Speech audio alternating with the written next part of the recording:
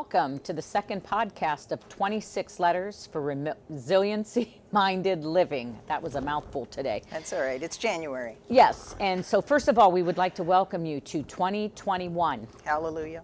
And again, focusing on resilient-minded living, because here we are, the 6th day of January in the brand new year. And yes, we survived the pandemic, and we are surviving the pandemic. So today we're going to be focusing on the letter B. And when we talk about the letter B, again, we're looking at words that allow us to be resilient-minded and resilient-focused. With me today is Christine Heyman and Chris. And we are, what is our title? We work through the Educational Service Center as resiliency coaches. Right. And with the trauma and resiliency. Education, collaboration. Yes, it's a mouthful as well. It is. And one thing I thought to say is Margaret and I do not talk beforehand about what our letters are. And maybe we should. Well, we thought about that, but then it felt scripted. Right. And we wanted it to be a little more spontaneous. So we've chosen our letters alone and have some conversations to share with you about whatever they are, because it's still a mystery. And there is a reason for that. Life is not scripted. Life is very spontaneous, and life can change in a second. The best laid plans often get derailed because something beyond our control happens, as we've all learned with 2020. So when we come to you in this way of resilient-minded living, it's for the reason of how do we get up when things fall down? So with that being said, Chris, you want to start? I will start. And one of the protective factors of resilience is relationships. And what I thought about, actually, I saw one of yours in the hallway today. Did you say relationships? Because it begins with a B? No, I didn't. Oh, actually, okay. I thought of a bad word, but I'll tell you my good word. Yeah. I'm coming up with Babble Buddy. And it originated actually with Robert Conklin, who wrote a book called Life Power, Stress Management for Educators. But when I think of being in the trenches in a school, we need people we can trust. Right, and absolutely. So I thought of your Babble Buddy as like your emotional support colleague. Right. And that is the person that comes in and you can say, shut the door. So I have to refer to my Babble Buddy as like my emotional support dog? Your BB, My your Babble BB, Buddy. my Babble It's Buddy. your emotional support colleague. Oh, colleague. Colleague, You said not colleague. I'm No, thinking I have to call him my colleague. emotional support dog. No, Wow. colleague. But, And they know who they are. well, you wag, have wag. to tell your Babble Buddy that you're my Babble Buddy, because there are kind of prerequisites. Yeah, I It's agree. a person you can trust with your feelings, your frustrations, your ideas, with no fear that it's going to leave the room or whatever. I also think it's without fear of judgment. Well, exactly. Huge. And more than that, even beyond judgment, I believe a good Babble Buddy helps you look for positive solutions. Right. You know, you kind of vent, you get it out there, and then your BB says, well, Mrs. Heyman, have you thought of it this way? Or have you thought of trying this? And this person gets you through. They have your back. They help you believe you're worthy to be heard. And I heard a faith-based, I don't know why, I'm not big on podcasts, but this one was really good one. Auburn oh my God, I almost said cemetery. Ooh. 2020. Yep. Auburn Seminary had something on friendship, and I loved the way they put it. It was about a friend, but I'm going to say a Babble Buddy. A true Babble Buddy sees your greatness, your messiness, and even your despair. They are there in the honesty of your life. You can have awesome. a Babble Buddy in your family. You can have one in your neighborhood. But bottom line is, it's a trust relationship. But don't you think that's how that works anyhow? It's kind of like when you go back to the old, looking at the old forms of leadership way back in the day, and they always referred to, like, you have your drinking fountain friendships, you have your lunchroom, you have the parking lot, you have they work in the same building, I know the name but don't really know them. Exactly. So I think that Babble Buddies kind of works that same way, where yeah, you're right. I have some for this issue, maybe some for this issue. Right. Yeah, absolutely. Well, and we are not going to go into it at length because people will know what I mean. a Babble Buddy is especially important when you're perhaps in crisis or when you have weak leadership. Absolutely. You need somebody to vent to, Right. to give you some hope that there's a better way and you can get through whatever this is. Well, and I think when you have weak leadership, what happens? You tend to start to feel undervalued. Exactly. And not appreciated, and you're correct. You need someone to vent to, not fix for you. That's right. Just vent to say, ugh, and build that back up. Because again, when we're looking at resilient minded, we're not saying fix, just maybe guide me in a path, get me into a direction. Good point. And get me through, even short term. One of my daughters, I have adult daughters, but she said to me once, now, Mom, I'm not calling for advice. I just need to vent. Yeah. And I think those are words you can use. Yeah. You can say to your Babble Buddy, Yeah. I just need to vent, or I need to vent and then I just need a little bit of advice. Yeah. And that's pretty much my standard comeback if someone says, do you have a minute? And if of course, I always try to make the time, and I say, yeah, I do. And then they're like, I just need to run something past you. And my question is, am I listening Right. to listen, or am I listening to offer you? Exactly. Because I think that's important. Some people just want to be listened to and heard, not don't fix it for me. I don't need you to fix it. I just let me vent. Let me babble. Your Babble Buddies get you through. Yeah. Yesterday, actually, and I'm not going to read it, but yesterday in USA Today, there was an article about mental health of teachers. And one of the things they mentioned were these little conversations you have with your colleagues that get you through. They can happen in the hallway, like you say. Yeah. So if you have a bubba, A am bubba? I right? I have If a bubba. If you have a Babble Buddy, so I would challenge you to acknowledge them today and just say, you know what, I never thought about. You're my Babble Buddy, and I Right. really appreciate that. It's important. It And again, is. it gives them credence and value and worth. My first B, I mean, I had, gosh, when I went through the list of what letters point toward resilience or help us to get toward a resilience mind, not staying stuck in our crap, was boundaries. Oh, gosh. Boundaries came to me because, we think of, boundaries. And we think of the number one, what is a boundary? And a boundary is nothing more than making clear to everybody around you what's okay and what's not okay. And when we fail to set boundaries, it leads to mistrust.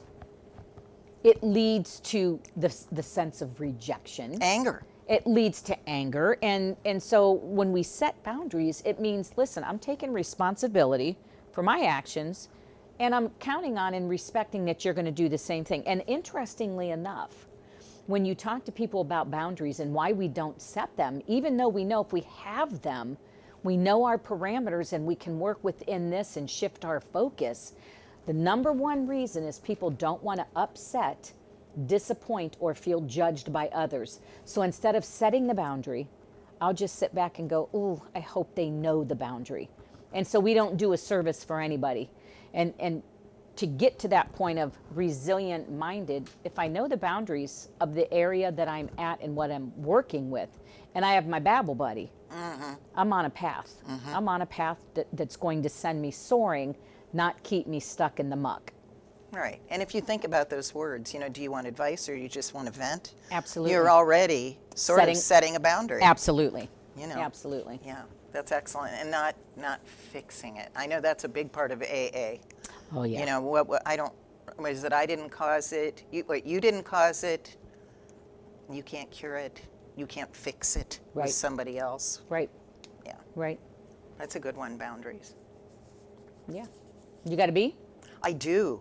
I have belonging. I do too. You go ahead. thought we might I with have that. belonging as well. Well, Yeah. and the psychologists might call it attachment. Alfred Adler called it significance.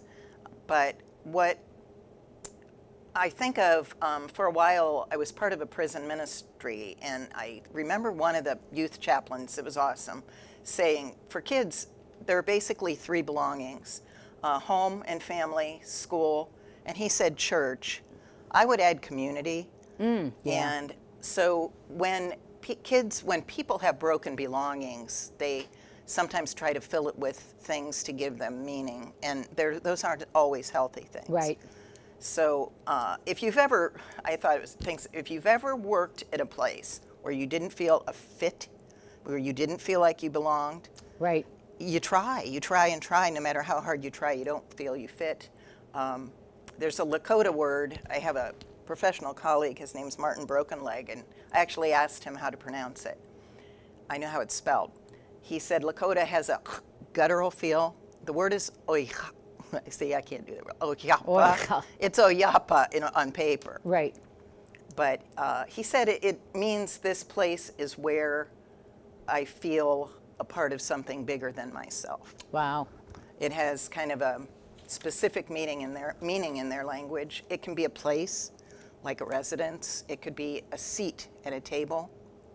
But it means I fit here and I belong here. That's awesome. So, And think of what that is. You know, how many times throughout our lives do you get, no matter how strong and sound you are, we all experience at some point that sense of, I really don't belong here. yes, it's And- weird. And we quantify that by here. I know I belong somewhere, but I know right now I don't belong here. And that's a very bizarre, oh, another B, bizarre feeling of, I don't belong here. And sometimes it's looking around, sometimes it's nothing more than the feeling, sometimes it's the aura in the room. But if you don't have that sense of I'm safe and I don't belong, so therefore I'm not safe, we're not going to get anyplace else. Emotionally safe. Absolutely. It's not just physical. Oh my gosh, no. Right. No, and, not at and all. many, many times you don't know that until you're somewhere else. And you feel like you really do fit and you can look back. You know, Right. maybe that school wasn't the place for me. You know, maybe that church wasn't the place Right. for me. Right. Church is good, but not that church That's for right. me. That's so it's right. that I have sense to of belonging find and somewhere connecting. where I feel like I belong. Yeah. My other, another B that I had come up with was bravery, but I focused on emotional bravery because I think we have such a mixed connotation of the word bravery. Most people, when you think of brave, we think of, our soldiers, or we think of heroic actions of our first responders or another human being. And really, if you look at the word bravery and put the emotional bravery component, it's taking risks that cause us feelings and cause us to feel things that might not be so good, but we continue to do the action in spite of that feeling because the action is what we need to be doing. The action is the correct thing. The action is the right thing. And we might be the only one doing it, but that's where that emotional bravery comes in. And I think we saw a lot of that in the pandemic. We saw actions of people, but we also saw people, my word, stepping up, stepping out, and being seen. We also saw that. And to me, to voice your opinion knowing, gosh, other people might not agree with me right now, is brave. And if it's the right thing to do, we need to do it. So emotional bravery, especially when we're thinking resilient, because what's resilience? We're trying to get out of the muck and move forward into. You build sometimes it. Yeah, and it takes build it. building another beat. It's a process. It is. And I think of the word brave is something we can give to kids. I have a granddaughter who's now 15, but the first day she was getting on the bus, the school bus, I actually have a picture of it. It's one of my favorites. She said, "Oh, I'm so scared, but I have to be brave. Yeah. I'm gonna be brave." Well, and and when I you- just think, what a great word to know when you're 6 years Oh, old. absolutely. But think about bravery. Yes. It doesn't have to be That some one huge step. act of heroism. What about the kid that opens up the door and enters your classroom for the first time as the new student? They're You being talk brave. Yeah, they're being Willie They're brave. really brave. With the babble buddy. Yes. Brave. So, yeah, but it's such a good word to give to kids. It is. And my last word, B's, well, I had 4, but we shared belonging, was balance. I just think, especially in the year 2020, it taught us balance. And when we think of balance, you know what? You can think of a teeter-totter where it's like if I get right in the middle, I can stay stable and balanced. And all balance is the ability of us with our body and mind to maintain an equilibrium while being flexible to allow things to happen. That's in a the great face- In the face Yes. of challenge and risk. And So, just, right now, that's what all educators, medical people, citizens. We're trying to keep our balance. Yeah. We're standing with both feet on that teeter-totter. Yep. And it isn't easy, and that's why we need our Babel buddies. We need to be brave. Absolutely. We need to be able to set those boundaries. Yep. And maybe they're not boundaries that other people are comfortable with, but we can help that comfort zone for other people too. Absolutely.